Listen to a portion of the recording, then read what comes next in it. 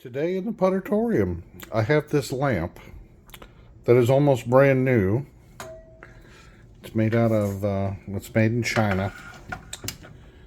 That should tell you something right there, because the reason I have it on the bench is because it wasn't working. Or it worked for a little while and then it just started blinking really fast. So I figured something was wrong with it. So, and probably a capacitor, because these little power supplies, they make them just as cheap as they can. Anyway, I pulled it apart and I found these two capacitors over here. Whoop, let me get, yeah. These two looked okay. These two, let me show you here if I can get it on the thing. It's hard to see, but they're bulged at the top. I don't know if you can see that. Yeah, it's not focusing. Anyway, let me see if I can zoom in a little bit. There we go. So they're bulged at the top, and they're 1,000 microfarads at 10 volts, which is a pretty large value, which they use in these power supplies to smooth it out, but they have nasty inrush current on them. Anyway, I took them out to measure them, and they measure about 300 microfarads, both of them. They look exactly the same. And, yeah.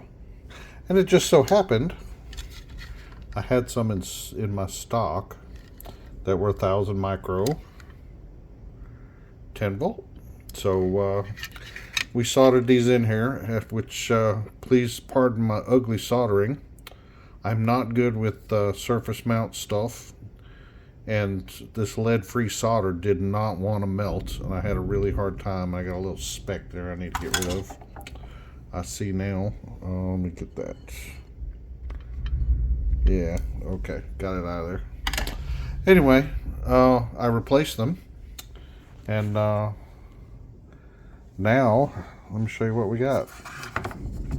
I have to get this plugged in. Sorry about the movement.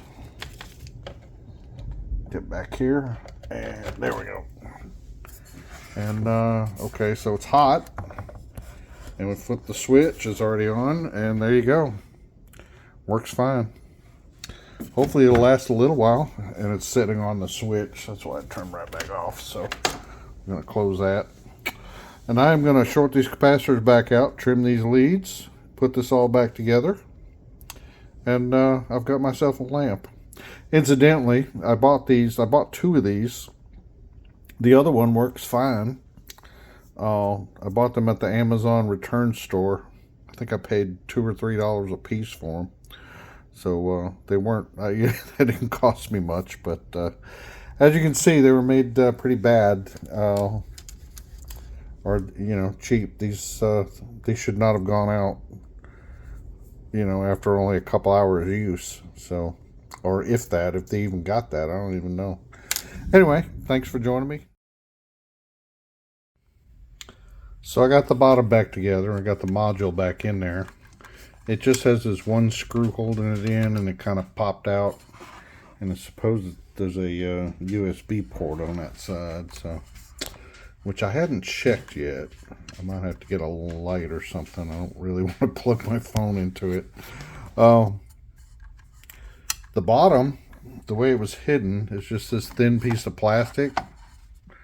And it's kind of stuck in there. And then there's this little felt thing that was glued over it. So I'm just going to stick it back on there and see if it holds. A little contact type cement. So, but after that, it'll be done, and we'll give it one more test to make sure it's still working after I put it all back together, and we'll be good to go.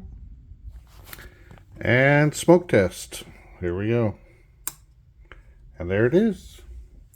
Not the brightest lamp, but nice little desk lamp. Give it a little ambient light. Just those cheap capacitors. $2 lamp, $3, I don't know. It was cheap. It was made cheap, but that's what you get. Have a good day.